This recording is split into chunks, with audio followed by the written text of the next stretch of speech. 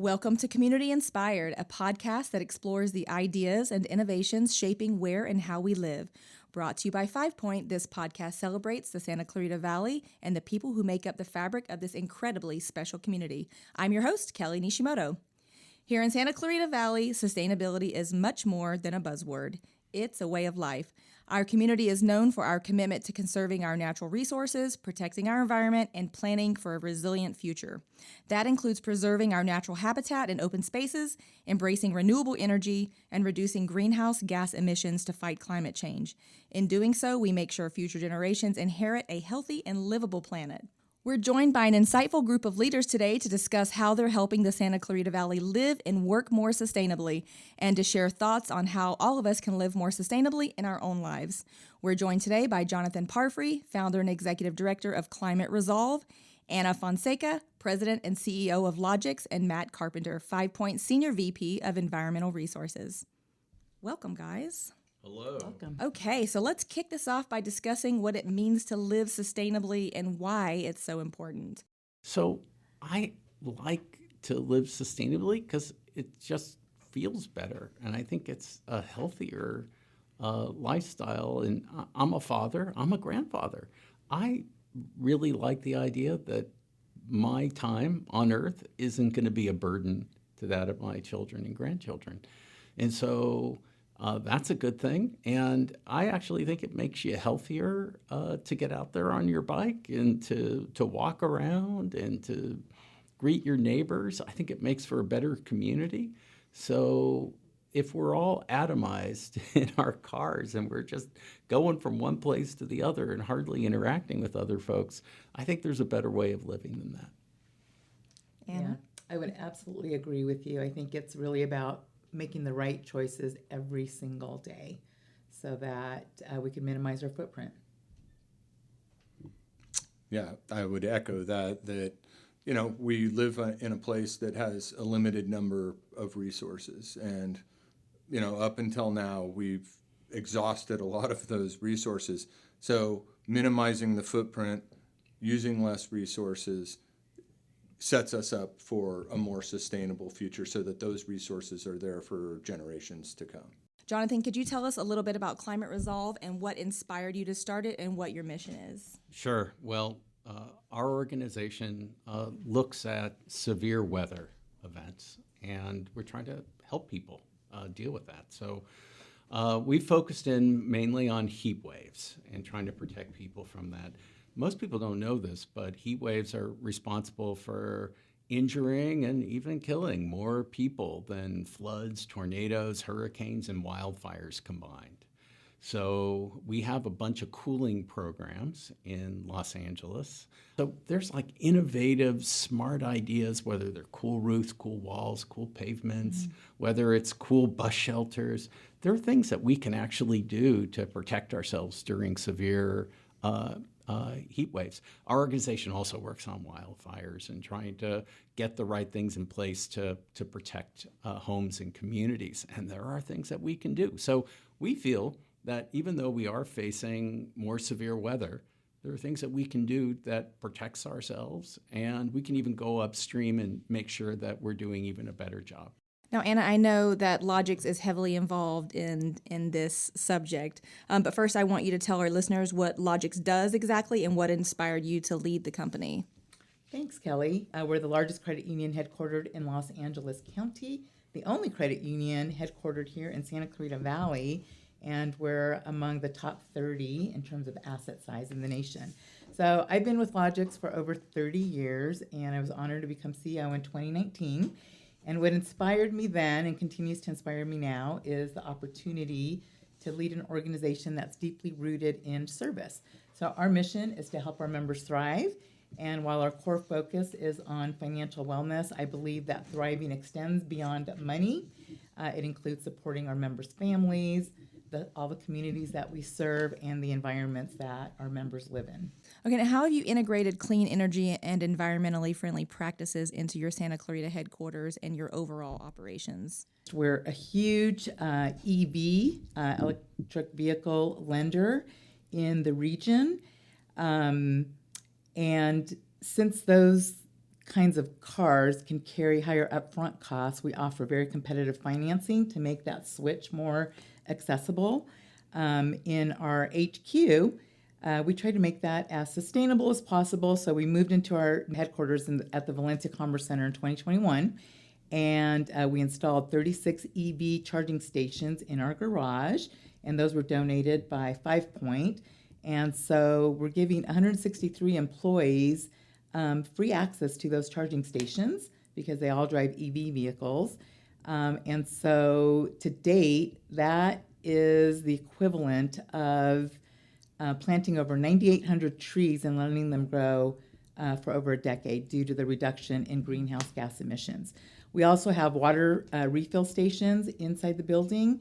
So to cut down on single-use plastic, our employees can use metal containers or their glasses to refill water.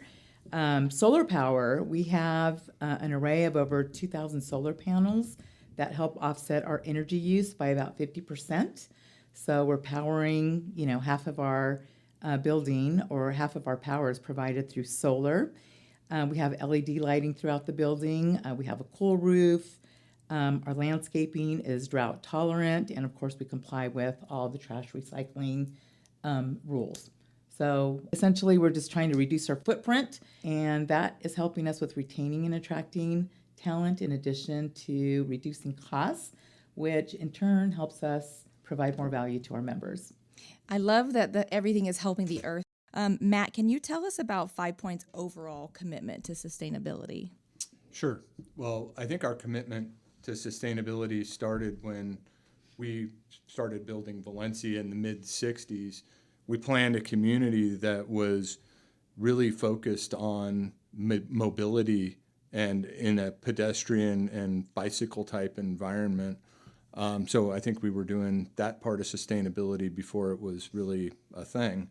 And we've had that translate into what we're doing here today in Valencia by FivePoint. So Matt, Valencia by FivePoint made the commitment to maintain net zero greenhouse gas emissions.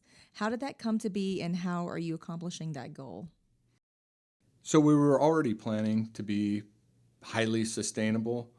There came a moment in time where the company made a decision to say, what if we went all the way to zero greenhouse gas emissions? And it was a little bit of a moonshot.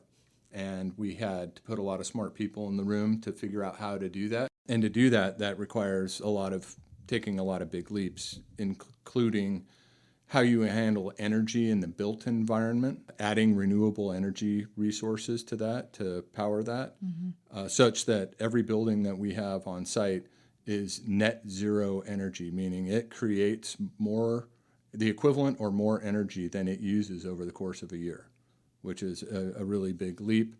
On top of that, we tried to tackle the transportation environment. As we all know, in Southern California, transportation is kind of a way of life, and we really have invested a lot in electrification of transportation and innovative programs to improve mobility in a way that reduces or eliminates emissions altogether. We actually embarked or launched a program called Valencia Go, which is a nonprofit transportation management organization that actually operates to use funds that we've provided to subsidize some of those clean transportation options, including subsidies for electric vehicles, neighborhood electric vehicles, e-bikes, mass transit.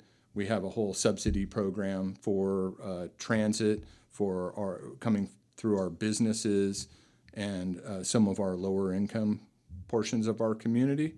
And then we have an entire network of dedicated neighborhood electric vehicle pathways so that really our community can operate in a zero emission type way, and we're here to incentivize that and move the needle. We're also installing a level 2 charger in every house. What's level 2? A level 2 charger is kind of a medium level charger. It's not like a Tesla supercharger that charges you in 30 minutes, but it's definitely one that will do it overnight. Okay. Yeah. And in addition to that, we have electric vehicle chargers deployed throughout the community in commercial areas and other publicly accessible areas. And then we're also installing chargers in other areas within Los Angeles County, including at Logix. We also did 50 chargers at College of the Canyons, and we have a bunch of other different locations in LA County. Now, in regards to your Valencia FivePoint residents, do most residents just think, oh, this is a really cool place to live? Or do you think they understand the complexity and depth of what you have created and what you are continuing to create? I think at first blush, they just like it. I mean, that's what we've learned, is that I like the way that sounds and I want to try and live that way. They're very eager to learn about how to live that way and how what, we've kind of forced into the planning of this community allows them to do in that sustainability context. So they're really eager to learn about how can I do more? What am I doing? How can I do more? The uptake of electric vehicle purchases in our community has been really robust and exciting. So it's really cool to have people move into a new community that from the outset had this ethos of sustainability, and that being kind of part of our brand. In addition to being here in the Santa Clarita Valley, which is already a great place to live. You're creating like a culture, a certain culture. It's quality of life squared. Now, Jonathan, you've said that housing and climate solutions go hand in hand. How so? Well, I'll give an example. We get to work with FivePoint on reducing emissions in other parts of LA County, and work through a group called Climate Action Reserve. They have a special program called Climate Forward. Boy, it gets complex fast, but let me just say that they have these things called emission credits, and we're able to reduce greenhouse gas emissions in other parts of the county, and then those credits get awarded to the Valencia project. And we're really happy with this because it's such a win-win. It's good for Valencia to get to that carbon neutrality. It's good for those other communities that get these incredible benefits. So let me give you just one example. In the city of Compton, there's a place called Gonzalez Park. There's a Dodgers dream field there. And FivePoint put the funding in there to create a big solar photovoltaic facility.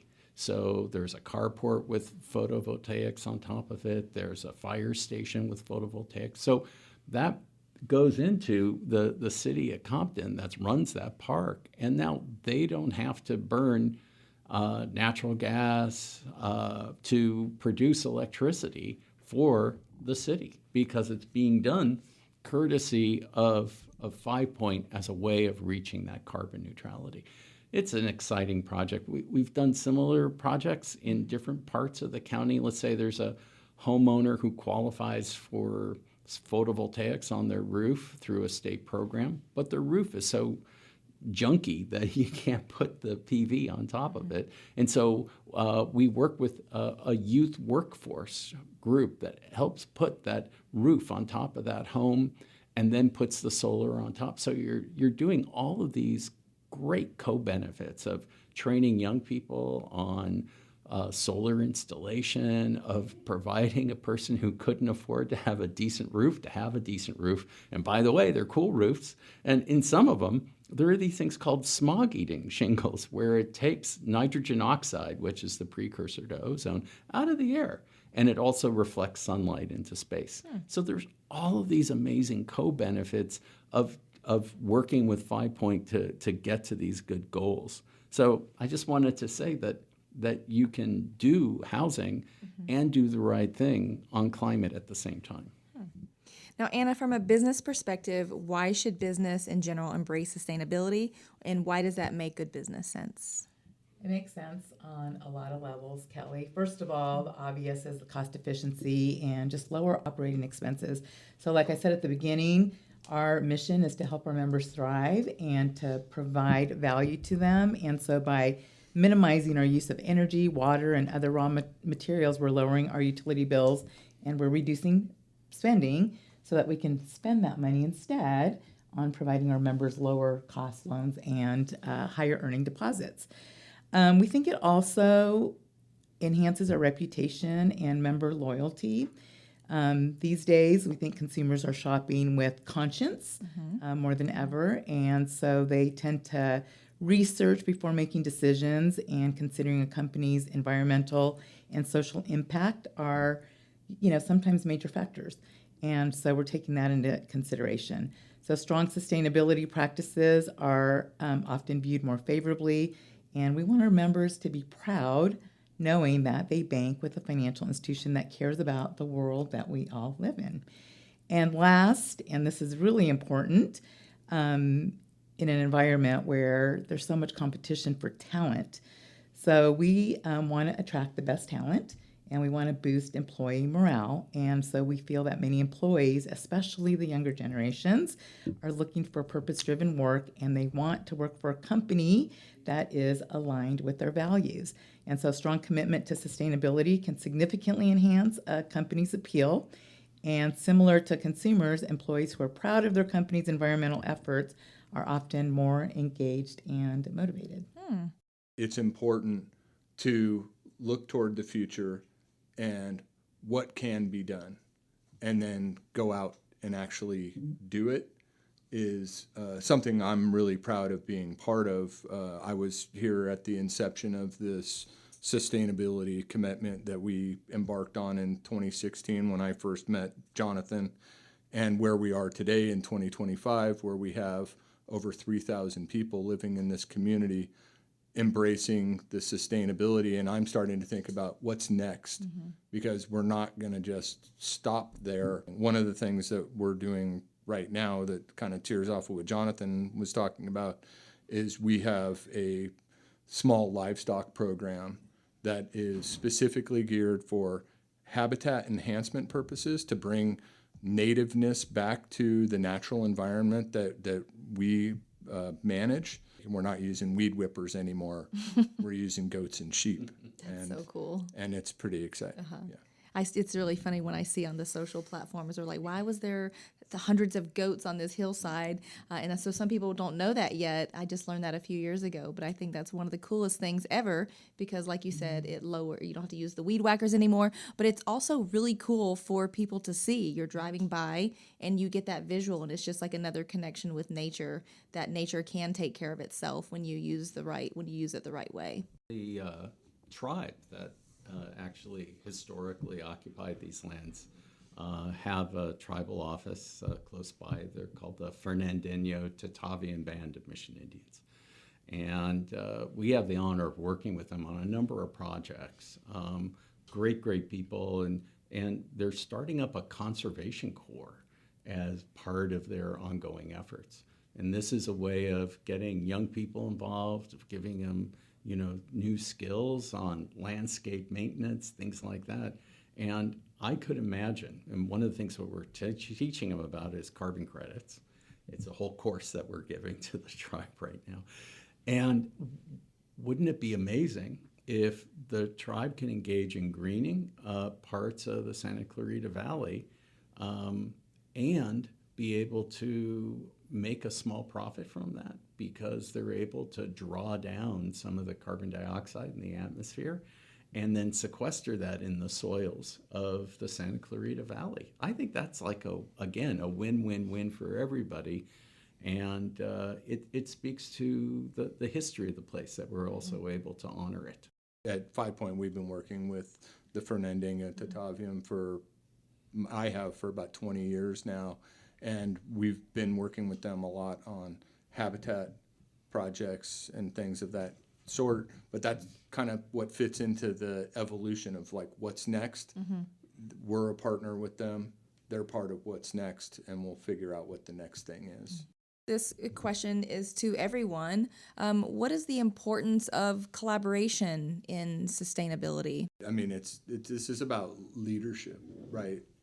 In being the sharp tip of the spear and leading by example is a big part of it. I mean, Anna, you've been kind of hitting the nail on the head. You guys made the commitment, and it wasn't because you had a groundswell within your organization that said, we got to do this. It was more, this is just the right thing to do, and if you build it, they will come. And it's not about taking credit for statistics and everything else. It's like you've made your people happier, your business is, functioning at a higher level. There's nothing but benefits that come with, getting out in front and being a leader. Being first, like going out and doing it. Were you following someone else, or did your credit union just say, this is who we are, we're doing it? Yeah. For us, we had the opportunity to do that because we decided to move our headquarters to Valencia and build ground up.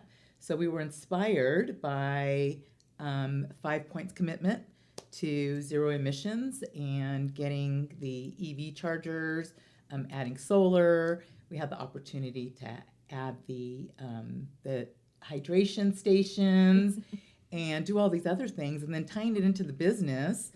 We're an auto lender. I mean, that's just one of the products that we provide to our members, and EVs are big here in California.